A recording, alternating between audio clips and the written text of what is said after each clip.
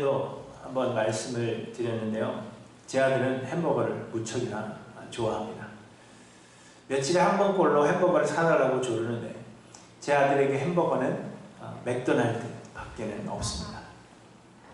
그래서 햄버거 먹고 싶어 이렇게 말하는 것이 아니라 아빠 맥도날드 먹고 싶어 이렇게 이야기를 합니다.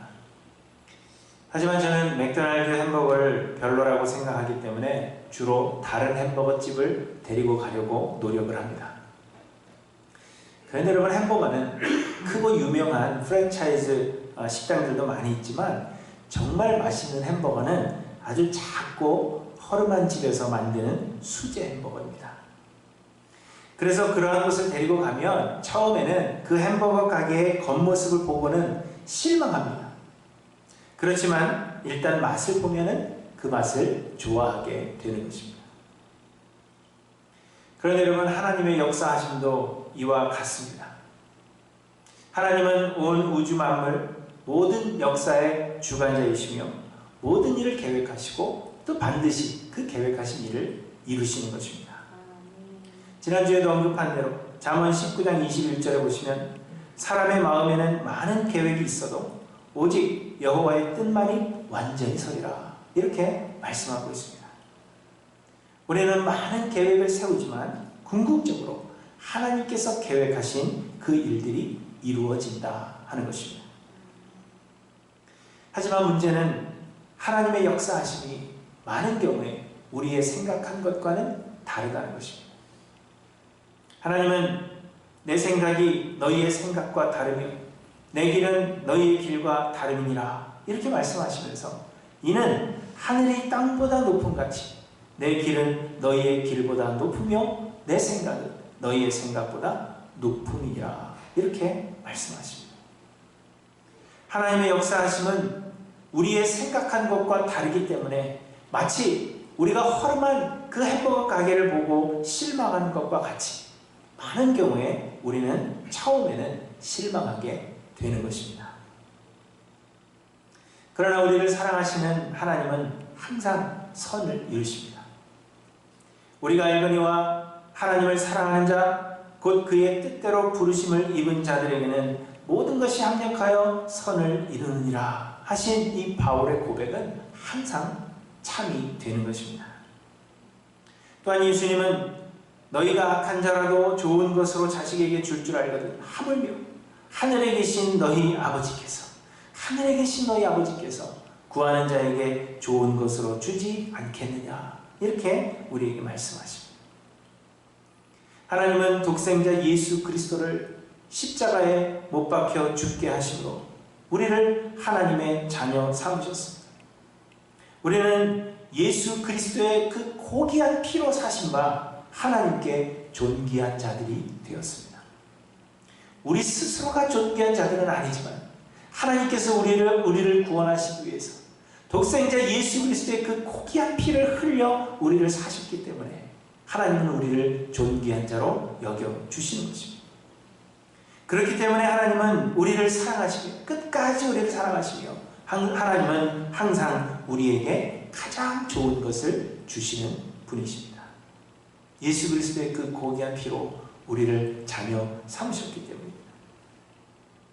그러므로 사랑하는 성도 여러분, 아주 염려스러운 일들이 많이 일어나고 있는 이때 세상은 우리의 생각한 것과는 다르게 흘러간다 할지라도 뜻하신 바를 반드시 이루시며 우리에게 항상 좋은 것으로 허락해 주시는 그 하나님을 우리가 인정하시고 하나님의 인도하심에 순종하시는 저와 여러분들이 되시기를 바랍니다.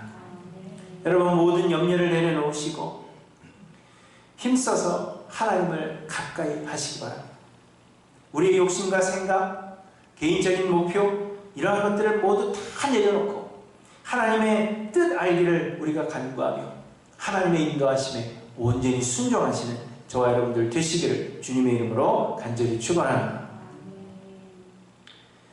바울은 그리스도의 복음을 전하기 위해서 나름대로의 계획을 세웠지만 하나님은 바울의 그 계획한 것을 막으셨습니다. 성령이 아시아에서 말씀을 전하지 못하게 하셨고 비두니아로 가고자 애를 썼으나 예수의 영이 허락하지 않은 것입니다. 그런데 밤에 마게도냐 사람 하나가 나타나서 마게도냐로 건너와서 우리를 도우라 하는 환상을 보여주셨습니다. 바울은 이 환상을 하나님께서 부르시는 것이라 그렇게 인정하고는 바울과 그의 일행들이 마게도냐로 갔습니다. 그리고 제일 처음 빌립보라는 곳에 이르게 된 것을 오늘 본문이 우리에게 말씀하고 있습니다. 그런데 여러분, 하나님께서 여러분들의 계획한 것을 막으시고 다른 길을 제시하셨다면 여러분들은 무엇을 기대하시겠습니까?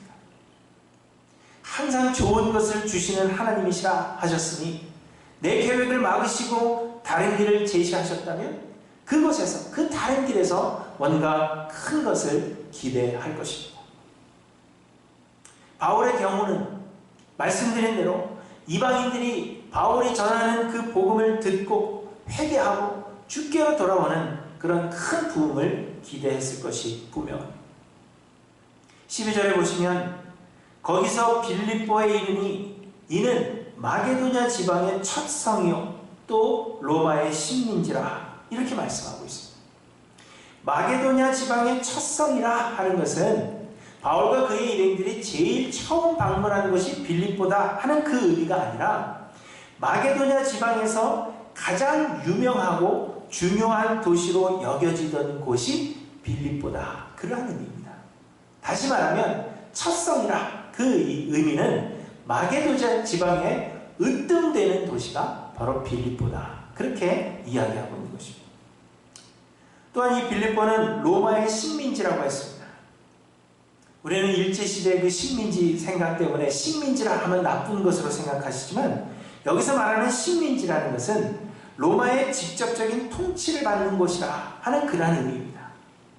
그래서 부유하고 다른 도시들보다도 많이 발달되어 있으며 또 여러 면에서 중요한 도시라 하는 것을 말해주고 있는 것입니다. 그래서 바울은 아마도 이러한 도시, 으뜸이 되는 빌립보에 갔으니까 많은 사람들을 만날 수 있을 것이라 그렇게 생각했고 큰 부흥을 꿈꾸면서 아마 들뜬 마음으로 빌립보에 들어가게 되었을 것입니다.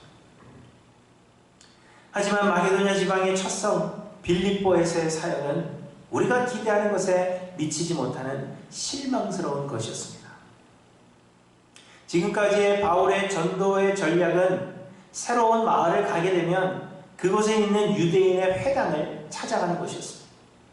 회당에 가면 유대인들뿐만 아니라 유대교에 입교한 경건한 이방인들과 또 하나님의 말씀에 어느 정도 관심을 가지고 있는 이방인들까지 모두 만날 수 있었기 때문입니다.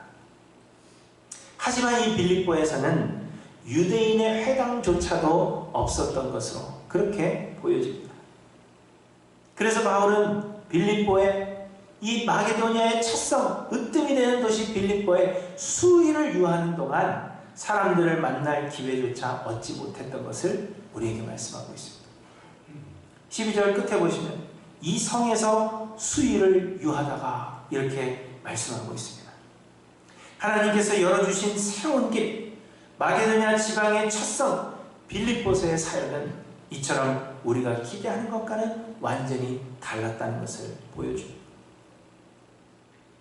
그러면 하나님은 바울로 하여금 빌립보에서 세 사람을 만나게 하셨는데 그들이 바로 오늘 본문에서 소개하고 있는 두아디라에서 온 자색 옷감 장사인 루디아와 귀신 들렸던 여종 하나 그리고 빌립보 감옥에서 만난 간수 이렇게 세 사람입니다.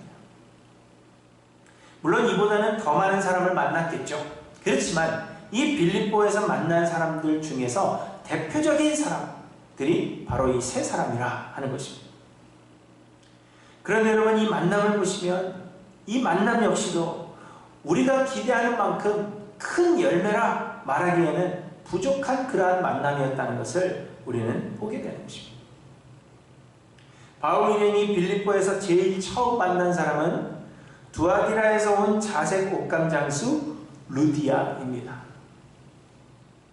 빌립보에 유대인의 회당이 없었기 때문에 안식일에 기도할 곳을 찾던 바울 일행은 성문 밖 강가로 나가게 됩니다. 그런데 그곳에서 아마도 빨래를 하고 있었을 것으로 여겨지는 여인들 며칠 만나게 되는데 그 중에 한 사람이 바로 루디아였던 것입니다. 그런데 여러분, 사실 이 루디아는 이름이 아니었던 것으로 그렇게 추측하고 있습니다. 루디아는 원래 두아디라가 속해 있는 한 지역의 이름입니다. 그러니까 우리가 시카고에 있지만 일리노이 주에 있죠. 그것처럼 두아디라는 루디아라는 지역에 속해 있는 도시 이름이, 한 도시 이름이 두아디라입니다. 그래서 우리나라에서도 이 아낙네들을 부를 때 이름 대신 그 사람의 출신 지역을 따라서 전주댁, 안동댁 그렇게 했던 것처럼 루디아는 이름이 아니라 이 여인의 출신 지역이었을 가능성이 높다는 것입니다. 그런데 여러분, 이것을 통해서 우리가 알 수 있는 것은 루디아는 그렇게 영향력이 있는 사람이 아니었다는 것입니다. 당시의 여인들은 전혀 중요하지 않은 존재로 여겨졌었습니다. 옛날 우리나라에서도 그랬듯이 그저 이름도 없이 출신 지역이 이름 대신 불리우던 그런 존재에 불과했다는 것입니다. 그런데 마게도냐의 첫성 이 빌립보에서 수의를 유하다가 처음 만나게 된 사람이 바로 강가에서 빨래하며 담소를 나누던 이름 없는 여인에 불과했다는 것을 우리에게 말해주고 있는 것입니다. 그리고 그 다음 만난 두 번째 사람은 귀신 들린 여종입니다. 이 여종은 귀신이 들려서 주인들이 점치도록 부려먹던 그러한 사람이었습니다. 이 여종 역시도 그 이름이 무엇인지 본문에서 밝히고 있지 않습니다. 이처럼 두 번째로 만난 이 여종도 아무런 영향력이 없는 하찮은 존재였으며 바울의 사역에 아무런 도움도 되지 않을 그러한 사람이었다는 것입니다. 오히려 바울이 이 여종 안에 있던 귀신을 쫓아냄으로 인해서 더 이상 점치는 것으로 수익을 올릴 수 없었던 이 주인들이 바울과 실라를 고소함으로 바울과 실라는 감옥에 갇히게 되었습니다. 두 번째로 만난 이 여종 때문에 오히려 고난을 받게 되었다는 것입니다.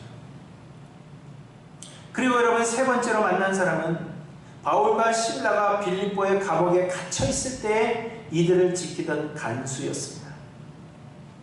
바울과 실라가 귀신 들렸던 여종의 일로 감옥에 갇히게 되었고 바울과 실라는 감옥에서 기도하며 하나님을 열심으로 찬양했습니다.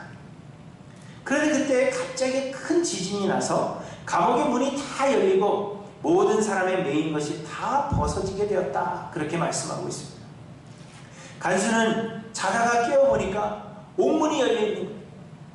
그래서 죄수들이 다 도망했다, 그렇게 생각하여 자결하려 했다고 말씀하십니다.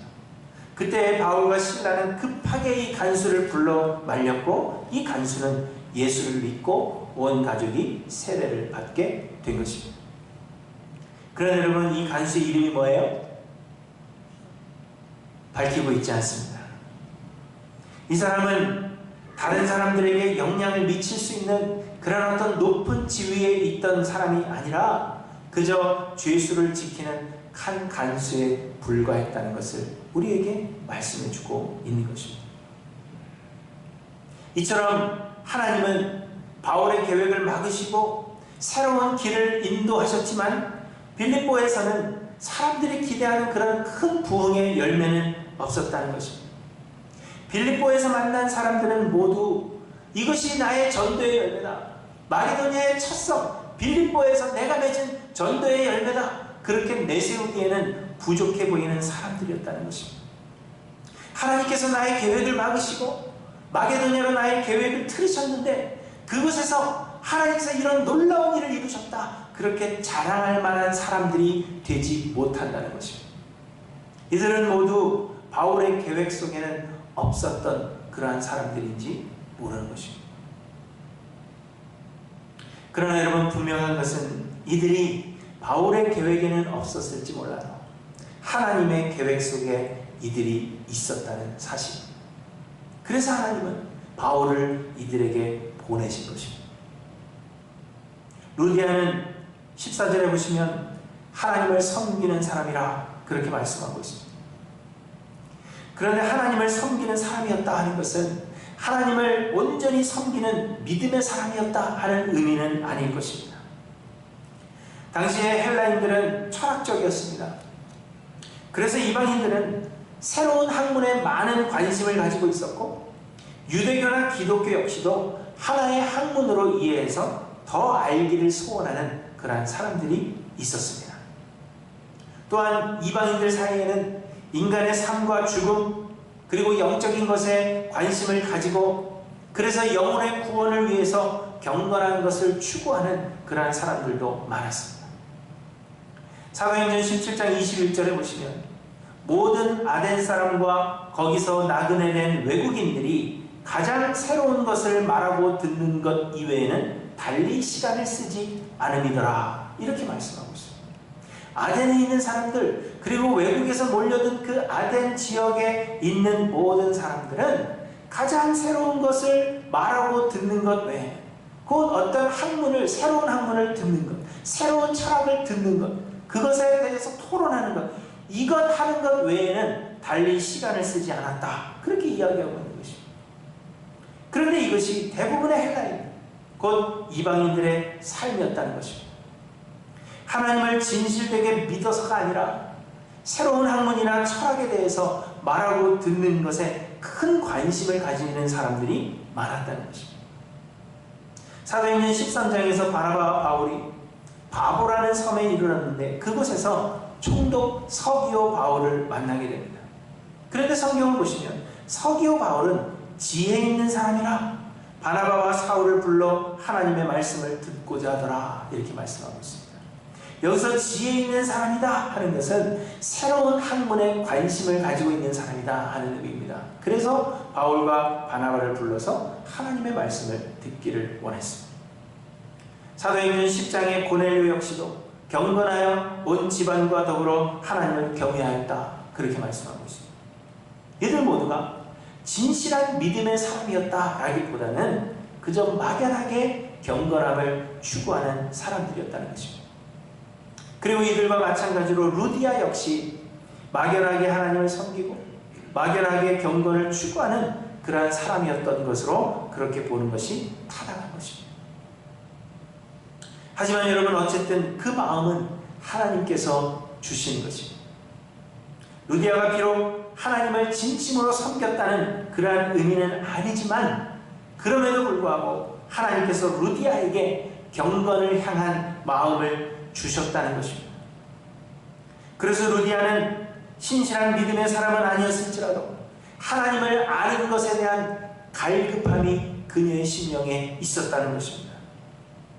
유대인의 하나님에 대해서 듣고 막연히 하나님을 섬기고 있기는 하지만 하나님에 대해서, 그리고 구원의 은혜에 대해서 속 시원하게 나에게 설명해 줄 사람이 있었으면 좋겠다, 그렇게 누군가를 간절히 기다리고 있었다는 것입니다. 하지만 안타깝게도 그녀의 고향은 복음의 불모지인 두아디라입니다. 그리고 그녀가 일하고 있는 곳 역시 유대인의 회당조차 없는 이방의 도시 빌립보입니다. 그래서 아무도 그녀를 하나님께로 이끌어줄 사람이 없었다는 것입니다. 그래서 루디아는 분명 하나님을 더 알고 싶은, 구원의 은혜가 무엇일까 더 알고 싶은 갈급함을 가지고 있었을 것입니다. 그래서 하나님께서 바울을 그녀에게 보내신 것입니다. 안식일에 기도할 처소를 찾다가 루디아가 있는 강가로 인도하셨고, 그들에게 말씀을 전할 때 14절에 보시면 주께서 그 마음을 열어 바울의 말을 따르게 하셨다, 그렇게 말씀하고 있는 것입니다. 주께서 그 마음을 열어. 이 모든 것이 루디아를 구원하시기 위한 하나님의 계획이었다는 것입니다. 그리고 귀신 들렸던 여종을 보십시오. 이 여인도 마찬가지입니다. 우리는 귀신 들렸던 적이 없어서 잘은 모르지만 여러분 중에 귀신 들렸던 분 없으시죠? 네. 그래서 잘은 모르지만 귀신이 들렸다 하는 것은 귀신의 종으로 살고 있다 하는 것을 의미하는 것입니다. 귀신에게 매여서 귀신이 조종하는 대로 살고 있었다는 것입니다. 복음서에 보시면 한 사람이 귀신 들린 아들, 아들이 귀신이 들렸는데 예수님께 데리고 옵니다. 그리고는 그 귀신 들린 아들에 대해서 이렇게 이야기합니다. 주여, 내 아들을 불쌍히 여기소서. 그가 간질로 심히 고생하며 자주 불에도 넘어지고 물에도 넘어지나이다. 이렇게 이야기합니다. 또 어떤 귀신 들린 사람은 오래 옷을 입지 아니하며 집에 거하지도 아니하고 무덤 사이에 거했다. 그렇게 말씀하시고 귀신이 가끔 그 사람을 붙잡음으로 그를 쇠사슬과 고랑에 매어 지켰다. 이렇게도 말씀하고 있습니다. 여러분, 귀신이 들렸다는 것은 이런 것입니다.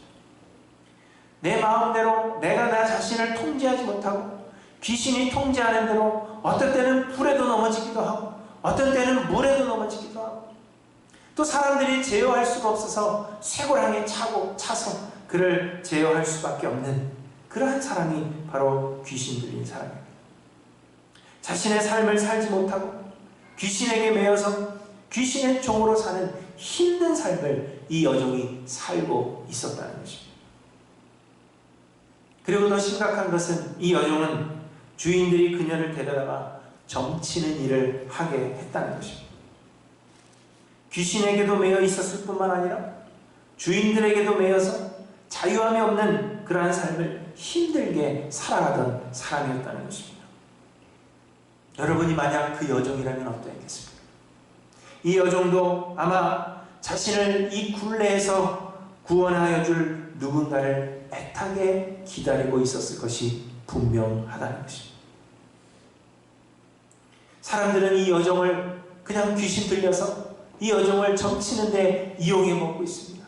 그 누구도 이 여인이 귀신에게서 자유함을 얻는 것, 그것에 대해 아무런 관심을 가지고 있지 않았습니다. 오히려 이 여인을 이용했습니다. 그러니 이 여인은 얼마나 누군가가 나를 이 어려움에서 구원해주면 좋겠다 하는 그 갈망을 가지고 있었겠습니다. 그래서 하나님은 바울과 실라를 이 여종에게 보내신 것입니다. 이 모든 것이 하나님의 계획하신 가운데 있었다는 것입니다. 그리고 여러분, 빌립보 감옥의 간수 역시도 누군가의 도움을 절실히 필요로 하고 있었던 것이 분명합니다. 밤에 옥문이 열린 것을 보고 놀란 간수는 자결하려 했다. 그렇게 성경이 이야기합니다. 성경이 많은 것을 이야기하고 있지는 않지만 그가 이 한 가지 일로 자결하려 했다 하는 것은 그의 삶이 평탄치 않았다는 것을 말해주고 있는 것입니다. 바울과 실라가 없어지지 않고 그 자리에 있다 하는 것을 알게 된 간수는 곧바로 그 바울에게 묻습니다. 내가 어떻게 하여야 구원을 받으리까? 이는 이 간수가 삶의 큰 고통과 풀리지 않는 문제로 인해서 고민하고 있었다는 것을 짐작해 하는 것입니다. 이 간수 역시도 삶에 풀리지 않는 수수께끼를 누군가가 시원하게 알려주고 내가 가지고 있는 이 영적인 고민들을 해결해주면 좋겠다. 누군가가 이 모든 것을 나에게 이야기해주면 좋겠다. 그 누군가를 필요로 하고 있었다는 것입니다. 그래서 하나님은 바울과 실라를 그에게 보내신 것입니다. 이 모든 것이 하나님의 계획하신 가운데 있었다는 것입니다. 여러분, 이처럼 세상의 모든 것은 우연이 없습니다. 세상의 모든 것이 하나님의 계획하신 가운데 있고 하나님의 섭리하신 가운데 있는 것입니다. 바울이 계획하고 바울이 복음을 전하는 것이 아니라 하나님께서 하나님의 그 계획하심에 따라서 바울을 그곳에 데려다 놓으셨다는 것을 말씀하고 있는 것입니다. 여러분, 하나님은 복음을 듣고 믿기로 선택하는 사람들을 구원하시는 것이 아니라 영생을 주시기로 작정한 자들로 하여금 복음을 듣게 하시는 것입니다. 바울은 이렇게 말씀하십니다. 누구든지 주의 이름을 부르는 자는 구원을 얻으리라. 그런즉 그들이 믿지 아니하는 이를 어찌 부르리요? 듣지도 못한 이를 어찌 믿으리요? 전파하는 자가 없이 어찌 들으리요? 보내심을 받지 아니하였으면 어찌 전파하리요? 이렇게 이야기합니다. 보내심을 받지 않았으면 어찌 전파하리요? 곧 하나님은 되도록 많은 사람들이 복음을 듣고 많은 사람들이 구원을 얻도록 하려는 것이 하나님의 뜻하신 바가 아니라 하나님은 택하신 자들을 불러 모으시는 것이 하나님의 뜻이라는 것입니다. 그래서 그냥 우리가 허공을 대고 전화해서 누구든지 그것을 선택하라 그렇게 이야기하시는 것이 아니라 하나님이 택하신 자들에게 복음 전할 자들을 보내주신다는 것입니다. 하나님은 이처럼 구원을 위해서 우리의 만남을 계획해 놓으신 것입니다. 그런데 여러분, 바울의 복음 전파 사역에 아무런 도움도 되지 못할 것 같은 이 세 사람이 빌립보 교회의 시초가 되었습니다. 그리고 이들은 바울의 사역에 있어서 큰 힘이 되었던 것을 바울이 고백하고 있습니다. 훗날 바울이 로마의 감옥에서 이 빌립보 교회의 성도들에게 편지를 보냅니다. 그때 이렇게 이야기합니다. 빌립보 사람들아, 너희도 알거니와 복음의 시초에 내가 마게도냐를 떠날 때 주고받는 내 일에 참여한 교회가 너희 외에 아무도 없었느니라. 이렇게 말씀하고 있어요. 처음 바울이 막 복음을 전하는 그 어려운 시기에 마게도냐에서 복음을 전한 뒤에 마게도냐를 떠날 때 주고받는 일에 참여한 자들, 곧 재정적인 후원을 해준 그 교회가 너희 외에는 아무도 없었다. 빌립보 교회 외에는 없었다는 것입니다. 또한 이렇게 이야기합니다. 데살로니가에 있을 때에도 너희가 한 번뿐 아니라 두 번이나 나의 쓸 것을 보내었도다. 이렇게 이야기합니다. 이제 다음 장에서 데살로니가에서의 복음 여파가 나옵니다. 얼마나 힘들게 복음을 전하는지 몰라요.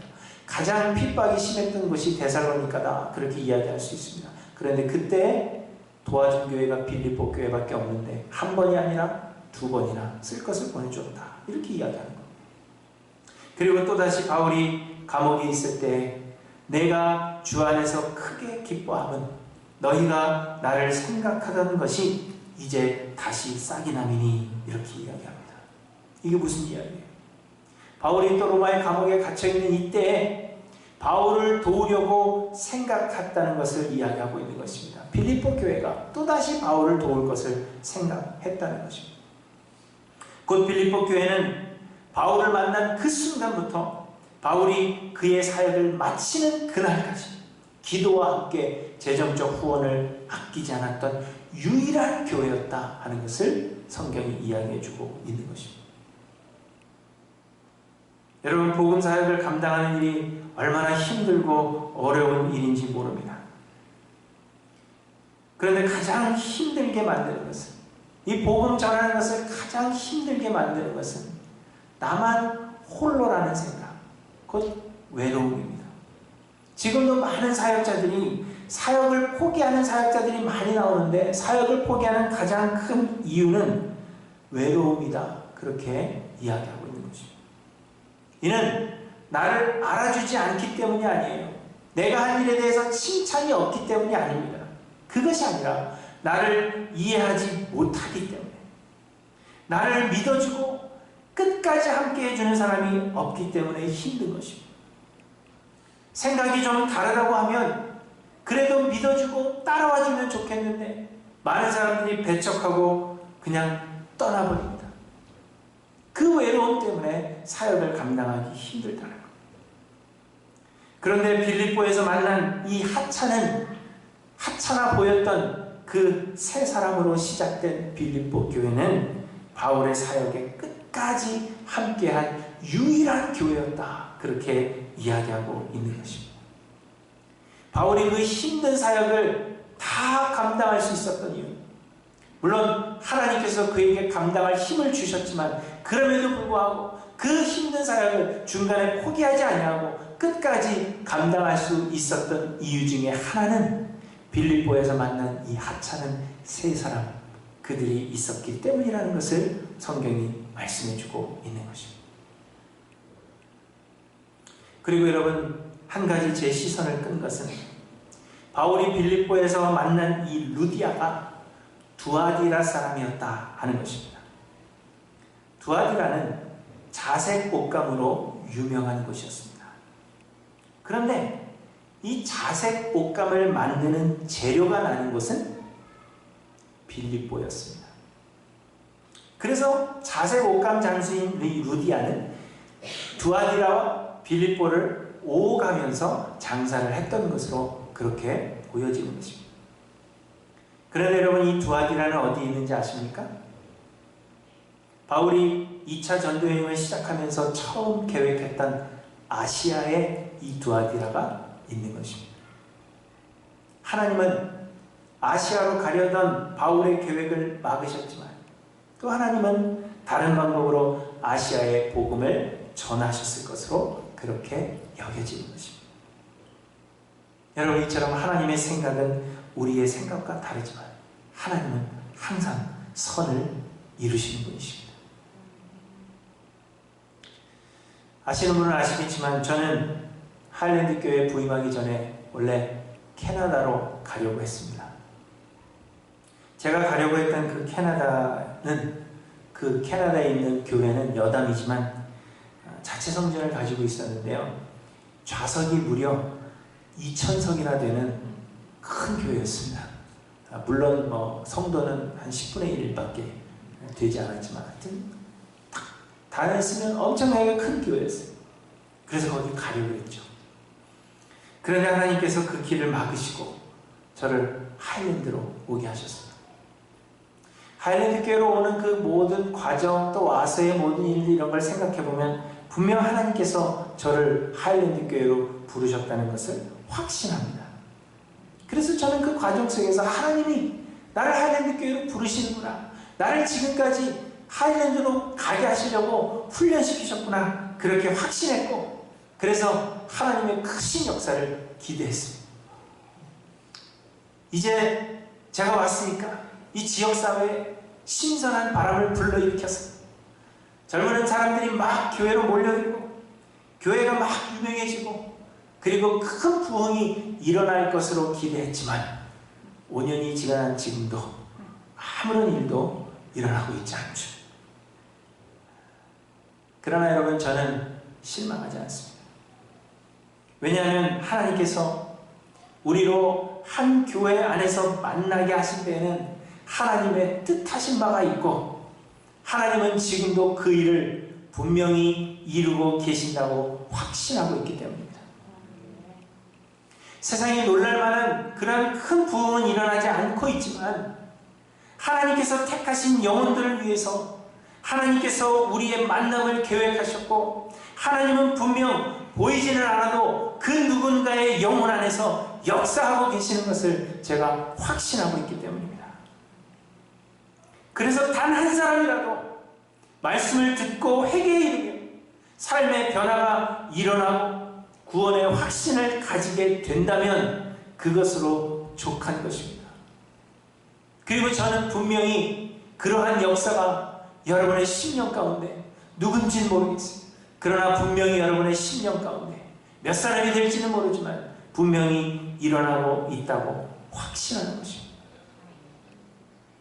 그러므로 사랑하는 성도 여러분, 여러분들도 눈에 보이는 화려한 것을 꿈꾸지 마시기 바랍니다. 나를 통한 하나님의 뜻과 또한 우리 교회를 통한 하나님의 뜻이 무엇일까? 그 뜻 알기를 간구하시면서 내 생각과 욕심을 내려놓고 하나님의 인도하심에 순종하시는 저와 여러분들이 되시기를 바랍니다. 하나님은 분명히 역사하고 계십니다.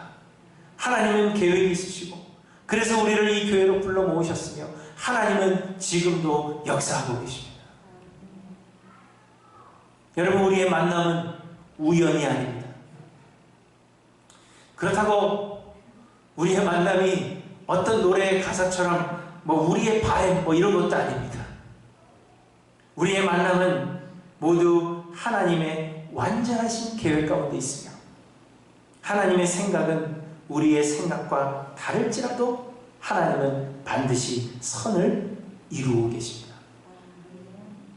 우리를 구원하시고 우리를 교회로 부르시며 우리로 주 안에서 하나 되게 하신 그 하나님의 뜻이 우리를 통하여 온전히 이루어지기를 소원하시면서 모든 환경과 상황 가운데 예수 그리스도의 복음이 전파되기를 소망하시는 하이랜드교회 모든 성도님들이 되시기를 간절히 소망합니다. 내가 환경을 더 좋게 만들어 나가고 더 좋은 세상 살겠다, 그것을 소망하면서 내 욕심을 내려놓지 못하는 그러한 어리석은 자들이 아니라, 하나님이 나를 어떤 환경에 놓으시는지 간에 하나님이 뜻하신 바가 있고 하나님은 언제나 선을 이루신다 하는 그 믿음을 가지고 오늘 하루도 우리에게 맡겨진 일에 신실하시며, 어떤 일이 있어도 내가 아니라 예수 그리스도의 복음이 전파되는 일에 사용되기를 소망하시는 우리 모두가 되기를 소망합니다.